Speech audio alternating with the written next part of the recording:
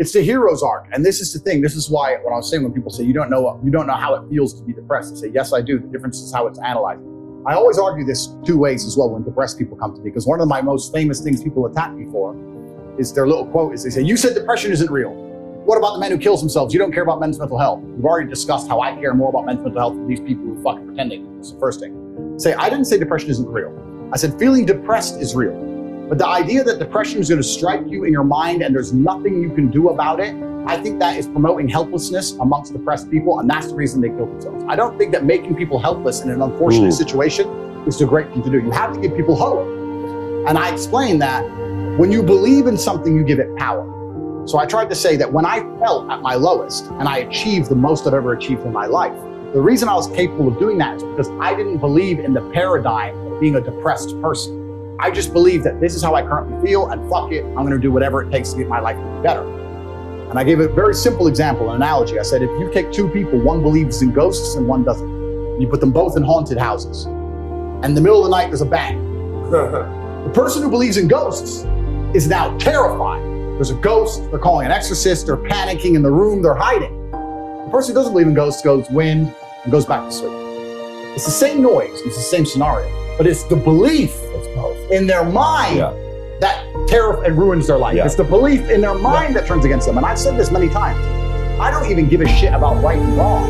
You can tell me depression's, you can give me with every scientific proof in the world, depression, but I refuse to believe in things that take my power away from me. I'm only going to construct a mental model that allows me to be as powerful as possible. If believing in the idea of depression is going to take my own power away, then I won't believe in it. I don't want to believe in things that make me weak. I believe in things that make me strong. And someone goes, well, you're wrong. Listen, let's assume you're correct and that makes me wrong. Let's say that you're right and you're depressed. Why would I want to adopt the thinking of a man who's sad? Why would I want to think like you? Wouldn't it better to be wrong and be happy and have a sports car and a yacht and a private jet? You want to talk about right? Look at your life. Why? Don't talk about right and wrong. Let's talk about success and results. I don't believe in things that take power from me. I never have. So when people email me and they start saying, I'm depressed, I'm depressed, I'm depressed. And what's funny is this, I talk to them and they desperately defend the idea of depression. I'm like, my friend, you just told me you're too depressed to be successful and depression has destroyed your life and you lost your girl. I'm telling you that the enemy in your life isn't real. And you're now sending me 10 emails a week trying to convince me that your enemy is a real thing. Why are you sticking up for your enemy? This person, whatever it is, this idea destroyed you and you're putting your energy into defending it. You should be on my team. Whose team are you on here? You want to sit here and convince me? I'm never going to believe you. I'm never going to adopt your thinking because your life is not successful enough for me to emulate. So why don't you try to adopt my way of thinking? Stop defending this. And they're defending it because it's a cure-all excuse. Depression or sadness is a cure-all excuse for men to use for failure. I have failed. This is why they say I don't believe in men's mental health, or the man who's depressed can't compete with the man who's not depressed. This quote. I say, listen, you get to roll out, be fat, be out of shape, be broke, be unimportant with no girlfriend. And instead of the world thinking you're a loser, you get to say, I'm not a loser, I'm depressed. It's a shield. And I say, that's why you don't want to lose your shield. Because now you have accountability, now you have performance. It's a cop-out. Fuck it off. I don't give a shit if it's real or not. We're not about that. We're talking about success here.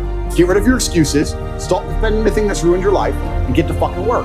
And every time anyone has ever listened to me in history, ever, every single one of them's transformed their lives and messaged me positive messages after. Every single fucking time. That's why I'm anti-depressant. Because that pill ain't gonna fix you the way becoming the man you wish you were is gonna fix you. It's crazy. And then they're gonna take one little soundbite. Tate doesn't care about men's mental health. He thinks depressed people is sort of some bullshit. And they're gonna apply it to me.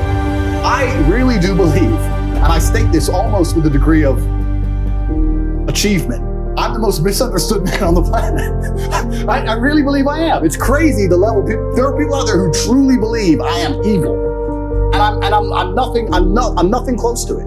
I'm one of the most compassionate people you could possibly meet.